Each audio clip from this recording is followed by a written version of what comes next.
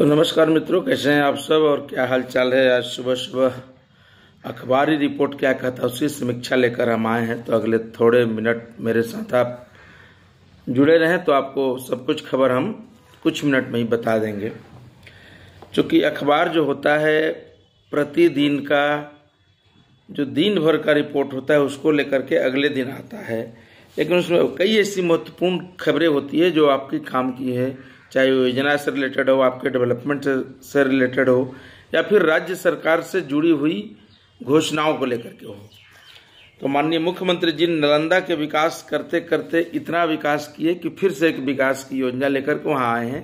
862 करोड़ 63 लाख की योजना है जो नालंदा जिला अंतर्गत सालेपुर से नूरसराय और अहियापुर सिलाव होते हुए राजगीर तक 4 लेन हाईवे बनेगा।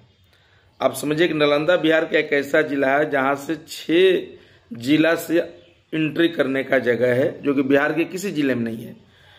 और वहाँ स्टेडियम बन गया, वहाँ खेल यूनिवर्सिटी बन गया। इसके अलावा नालंदा में पर्यटक स्थल कई डेवलप किए गए हैं। तो विश्व के मानचित्र पर और पटल पर नालंदा लगातार डेवलप किया है और मुख्यमंत्री के नीतीश कुमार जी के इस पद पर रहते हुए काफ़ी डेवलपमेंट हुए हैं।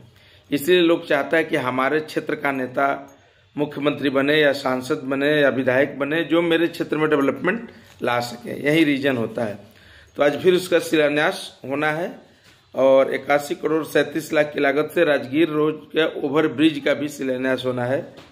ये उप मुख्यमंत्री सब लोग मिलकर करेंगे। तो ये एक महत्वपूर्ण खबर है।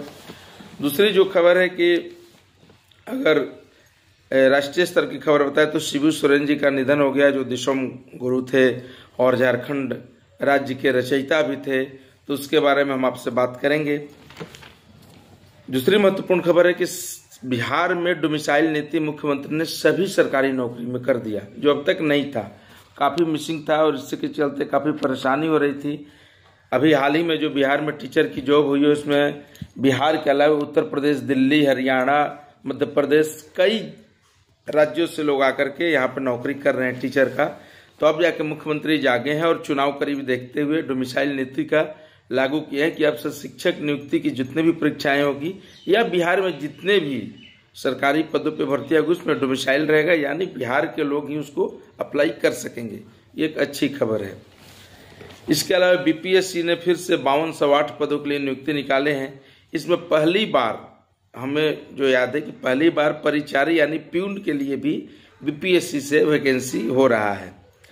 तो एक तो सामान्य प्रशासन विभाग ने जो